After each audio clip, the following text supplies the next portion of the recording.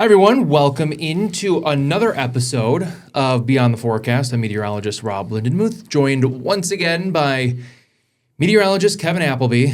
Kevin, this has been a long time now, 15 episodes. Hopefully we're right on that. I think we're right on that, but we're chugging along though. Yeah. We've got so many episodes. We're losing track of how many we've done, but hopefully folks are enjoying it. I do know we've gotten a couple emails, a couple comments. People do enjoy it. So, good. Yeah, and we mention every week if there's anything that we can do to change it, make it better for you. We want to for you. Exactly. So what have you been up to this week? This is kind of a new thing we've started, 2 weeks ago, I think, where I just am randomly like, hey, what have you been doing? Well, I'm still getting used to my new, a slight schedule shift. Mm-hmm. This is now my Friday when we record this. So, what have you been up to this week? Well, I've been working for the past 5 days. However, I have gotten multiple chances to enjoy just a phenomenal stretch of weather a long overdue stretch since we really started this show, if you think about it, Rob. Do some math here. Yeah, because we're going back to, I think, October, because I think our first episode was daylight saving time coming to an end. Yes. That's what I was going to... you Sorry. tied the bow before I could. That's all right.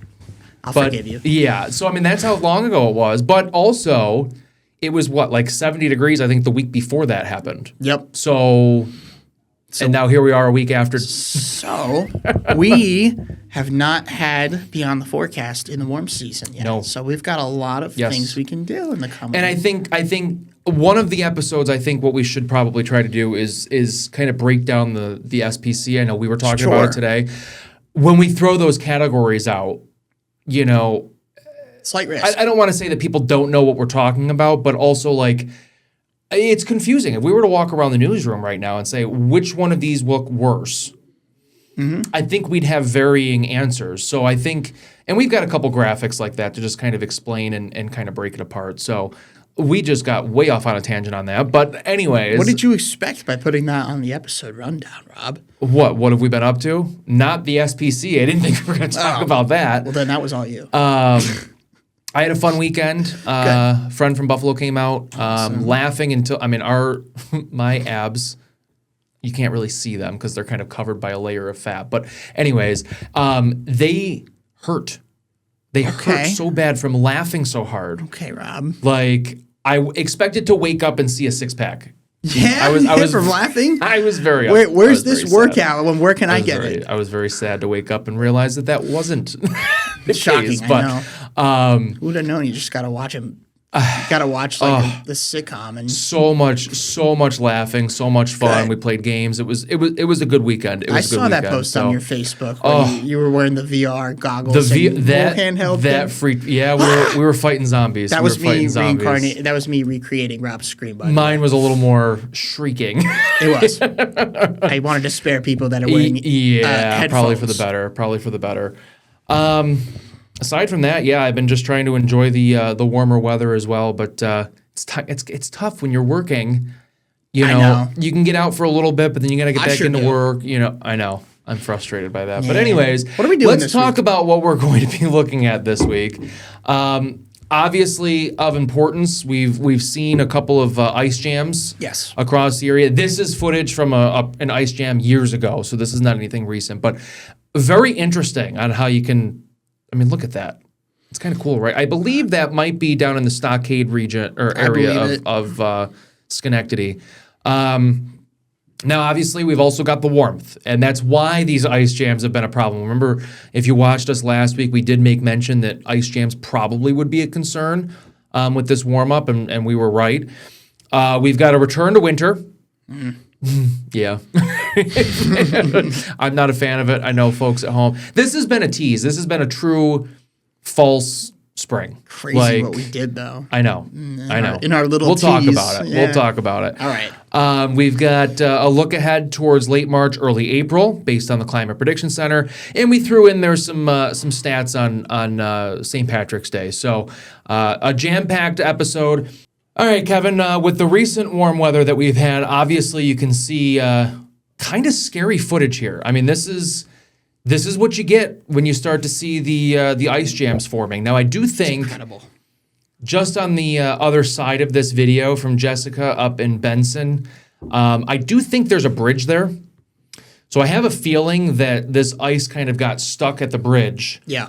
And that's why, look, I mean, you're seeing the water. Let's see if I can do this in a full screen. It's happening in real time. Yeah, I mean, this was unbelievable. When I saw this video, I'm like, this is unbelievable. Yeah. And I mean, I would be terrified to be standing that close to that. Right. The noise alone has to be... I just can't even imagine what that sounds like. I mean, look at how fast that ice is going. There's such large chunks, I know. too. I can see why it jams. Yeah. I'm honestly surprised. I mean, I know there's a lot of efforts from, officials that are like breaking up this ice in a lot of the major rivers, but yeah, my these goodness. smaller creeks and streams, that's where they get the issue because they're so small. I mean, they become rivers. Yeah. So shortly after this, Kevin, she did send me another video. Sure. Jessica did. Wow.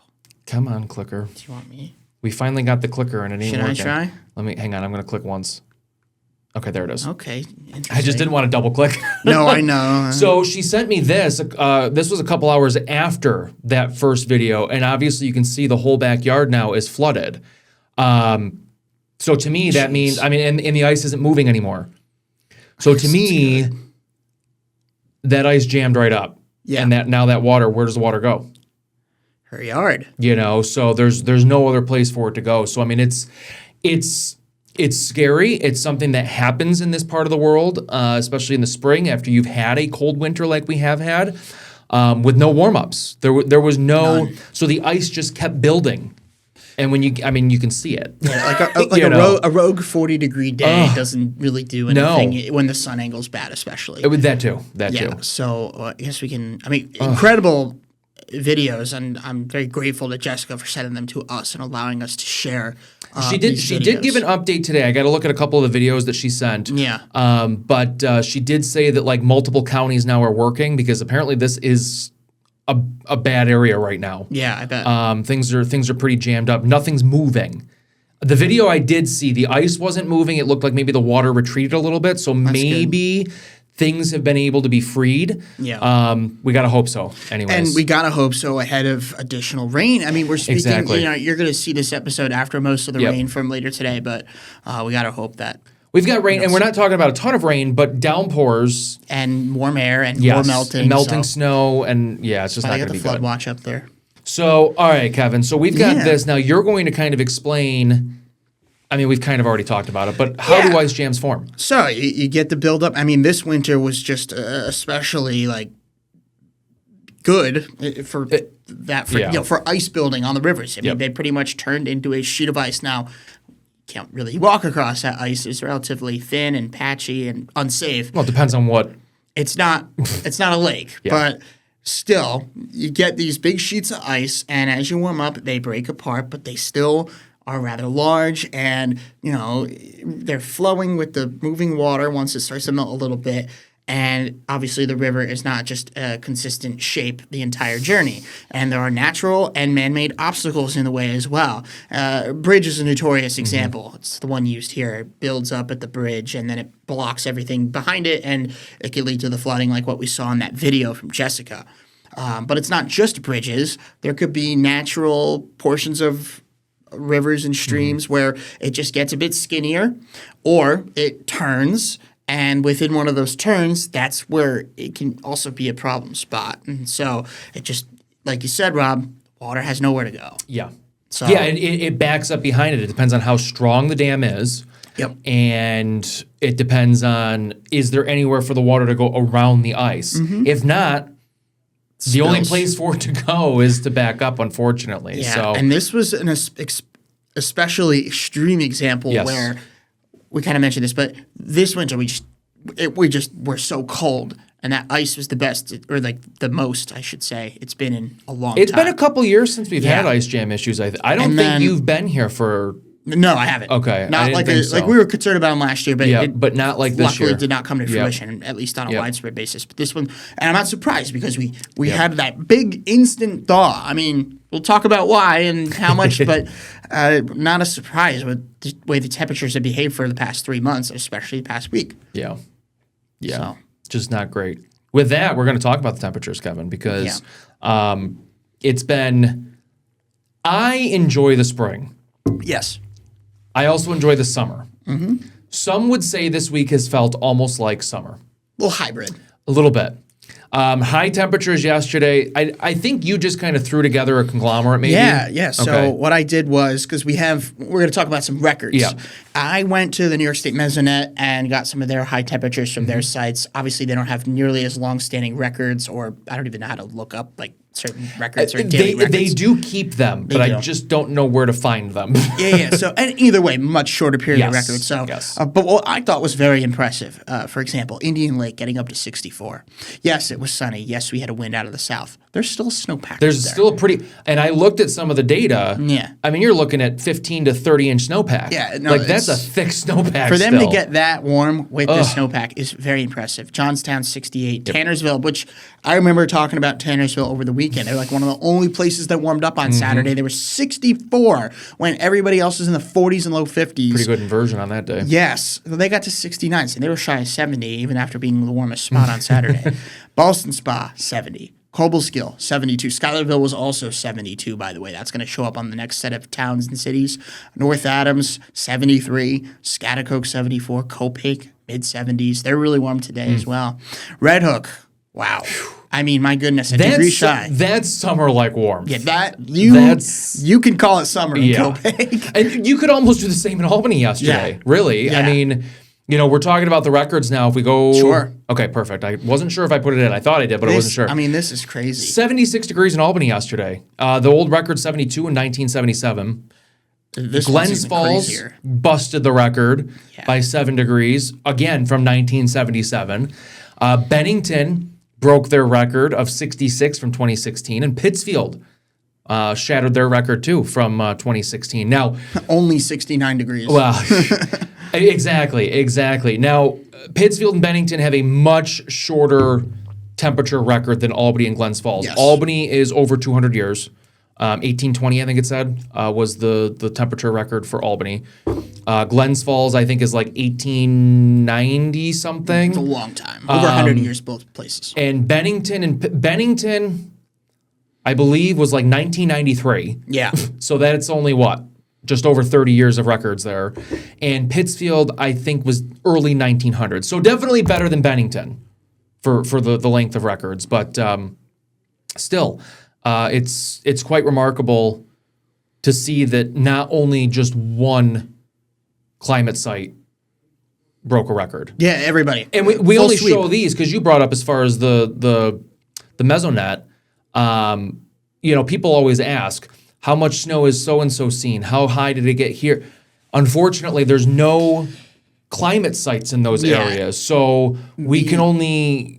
kind of fill in the blanks basically from in between. These particular climate sites, they have a very particular way to measure temperature, to measure snowfall, like snowboards, right? So it's that's the thing. Like observations are great from community, but in terms of like going on the record, there's a very specific way to measure snow. Very specific way to measure temperature. If somebody is in those towns that does measure snow on a daily basis or measure rainfall on a daily basis, I'd love to hear those those reports. It wouldn't go down as the record report, but it would still go in, and we could say, hey, so-and-so has seen this much snow compared to Albany type of a thing. But it makes it very difficult when we don't have official reporting stations. Yep. But with that, Kevin, we're going to go to break. We are at about 15 minutes here, so about halfway through our show. When we come back, we're going to talk about winter's return. I know some people are probably rejoicing. I am not one of those people. And we're going to talk about St. Patrick's Day weather as well. Don't go away.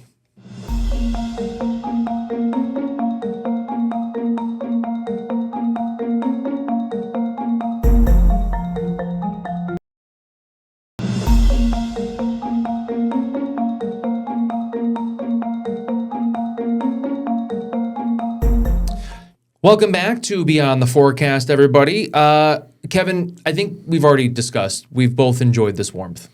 Well, I like winter weather as much as a lot of our winter weather enthusiasts and winter weather lovers out there. It's just been too much. This winter, I think I can speak for a good amount of people enough. Yeah. Just a little bit. Just like I understand we didn't do like a linear progression to get to 76 degrees. It was very much like a jump. It was a jump. flip. Yeah. But we could start to warm up and I'd be okay. Yeah. And I think a lot of people would a lot of people would probably agree. But we're not. That. So here is the overall pattern over the last couple of, well, we'll say maybe the last week, just generically speaking. Obviously, it hasn't been warm every day, so I don't want to sway everybody in that regard. But overall, the jet stream has been to our north. Cold air has been banked just to our north. I mean, very cold. Kevin, we were looking at some of those maps today. Shebogamu was at like 3 degrees. So, I mean, we're in the 50s, 60s, and 70s, and it's not too far away that they're still in the single digits. I mean, that's a pretty tight gradient. Yes. Now, unfortunately, or fortunately, I guess depending on your perspective, yes. A very strong cold front is coming through the night of this recording. So by the time you watch this, the front is already going to be through. Oh, yeah. And this is going to be our upcoming pattern, at least for what? Next 2 weeks? Generally. I mean, not to say that there's not going to be a warm day or two mixed in there. Monday.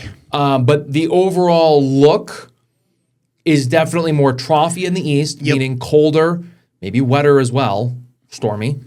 Unsettled. And put it that way. And warmer out west. So, which has been the pattern yes. for almost all of winter. Yep. I mean, we could do a deep dive maybe on this at some point, but the West just had one of its warmer winters on record with all, we were talking about those climate sites. Yep. You go back to 100 years, 150 years of data, it's top 5 for pretty much everybody out there because all winter long, they were just under a ridge. And all winter long, we were stuck with the cold. We got all the cold air. That's why our cold air was so unrelenting because there was such an unrelenting ridge out west that, think about it in the summertime, right? Like we would call that a heat dome. I mean, similar. Probably was a heat dome, really, for winter standards, I know there was a lot of places out there that had significantly less snowfall than what they normally see. I believe Denver, there's only been one winter that was less, and they've got like 150 years. I think there's only been one winter where they had less snow than what they have so far this year, and it was in like the 1880s. I'm like, did rulers it's a joke for all intents and purposes, but did they have accurate rulers back then? Like, I say that as a joke, but seriously, no one alive has seen less snow than this winter in Denver, Colorado. That's just one example, Denver. For reference, I did look at this. We have seen 57 inches of snow so far this winter. Not saying that we're going to see more, but the chance does exist. Let's show why. The chance does exist. Well, we've got St. Patrick's Day weather history next, Kevin. So just because that's the next thing, and then look at that nice transition there. That's quite the way to usher it in. Hopefully you find your pot of gold on the other side of that rainbow. 54 years in a row, huh? Yeah, so this was the St. Patrick's Day over the last 5 years. Averages mid-40s. Last year wasn't bad, mid-50s with a little over a quarter of an inch of rain. So it's not so nice. Well, I don't even remember St. Patrick's Day last year. That's how bad the time has been lately. Like, I just can't remember things. It's bad. What were we talking about? No, I'm kidding. It's been generally average or warmer the past 5 years. So far in the 2020s. No. I think as of our forecast, the forecast we put together last night anyways, we were going like freezing for St. Patrick's Day. And some of the data would suggest maybe even in the 20s. Oh, that's crazy. That's going to be one of the coldest. I'm not saying the coldest St. Patrick's Day, but it's got to be up there. I didn't even look at that actually, but it's one of those things where it's tough to comprehend and it's tough to go that cold, especially if you're thinking some sun. Yeah. The middle to end of March. Strong sun. It's pretty much the same sun that it is in late September. The guidance, we were going through our method yesterday, Kevin. The method. And the method would keep us in the 20s. Oh, boy. And I remember looking at Alyssa and I'm like, I don't know if I want to stay in the 20s anymore. We did 2 days ago, but I'm just like, mid to late March, we don't have a snowpack. Yeah. If we had a snowpack here, I'd be thinking differently. Either way, we don't have a snowpack. Either way, it's going to be cold. Much colder than these past 5 years. Exactly. All right, we're going to go for another break. And when we get back, we will look ahead to late March and early May. Late March and early April. We're just going to skip April. I think some folks might be happy. Others, maybe not so much. We'll find out. Yeah, don't go away.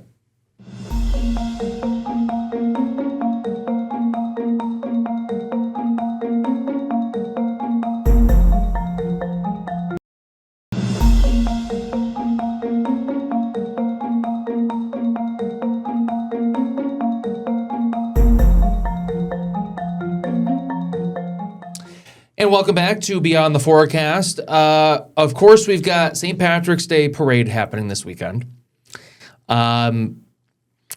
Yeah, that's where I'm just going to leave that. I remember last year we marched in it, Kevin. It wasn't warm, but we were able to take our sweaters off. It was that wind. There was still a chill to the air for sure. Probably more wind this year though, and colder. So if you are going out to the parade, be sure to bundle up because downtown Albany is a wind tunnel. I'm just going on the record and saying that. All right, so let's look ahead to late March, early April. I want to keep saying May. I just want to jump ahead to May. This is now after St. Patrick's Day, so March 21st through April 3rd. Average temperatures during that time frame go from 47 in the day to 53 in the day, and 28 at night to 32 at night.